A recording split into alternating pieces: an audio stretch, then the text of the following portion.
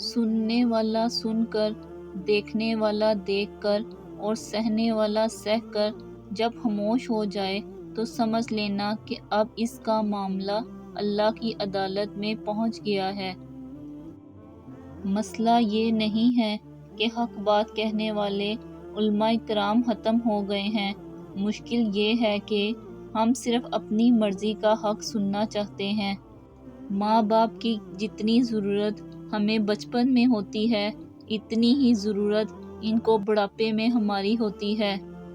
دوسروں کی خوشیوں کا ذریعہ ضرور بنیں، لیکن اپنی خوشیاں جہاں تک ہو سکے راز رکھیں، کیونکہ نظر بالحق ہے، اونٹ کو ہانڈی میں اور بندے کو قبر میں پہنچا دیتی ہے۔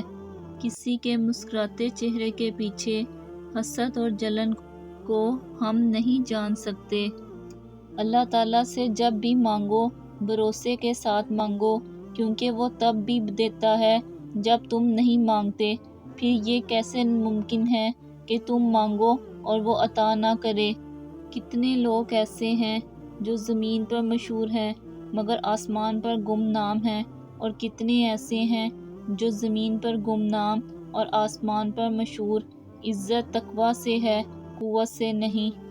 بزرگوں سے سنا ہے کہ اگر سنو کہ پہاڑ اپنی جگہ سے ہل گیا ہے، یقین کر لینا، مگر کسی کی فطرت بدل گئی ہے، اس کا یقین کبھی مت کرنا۔ عادت بدل سکتی ہے، فطرت نہیں۔ اسلام اتنا خوبصورت مذہب ہے کہ صرف مسکرانے پر بھی آپ کو ثواب ملتا ہے، یہاں تک کہ غصے کی حالت میں خاموش رہنے پر بھی ثواب ملتا ہے۔ پہلی بار مجھے زندگی اس وقت مشکل لگی جب میں نے جانا کہ جس بات پر رونا آ رہا ہو، اس بات پر دوسروں کے سامنے ہمیشہ مسکرانا ہے۔ اپنے ذہنی سکون کے لیے 3 چیزیں مختصر رکھیں: الفاظ، توقعات، لوگ۔ خاموشی میں راحت ہے، لفظوں کا سفر انسان کو تھکا دیتا ہے۔ اے اللہ، مجھے آنے والے بہترین دن عطا فرما اور میرے نصیب میں ایسا لکھ دے جس سے میرا دل خوش ہو۔ مجھے ذہنی سکون عطا کر اور میرے معاملات کو آسان کر دے، آمین۔ اگر نماز کے وقت طواف کعبہ رک سکتا ہے تو تیرا کاروبار اور کام کیوں نہیں؟ کرو سونے کے 100 ٹکڑے تو قیمت کم نہیں ہوتی۔ بزرگوں کی دعا لینے سے عزت کم نہیں ہوتی۔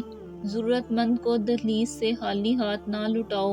اللہ کے نام پر دینے سے دولت کم نہیں ہوتی۔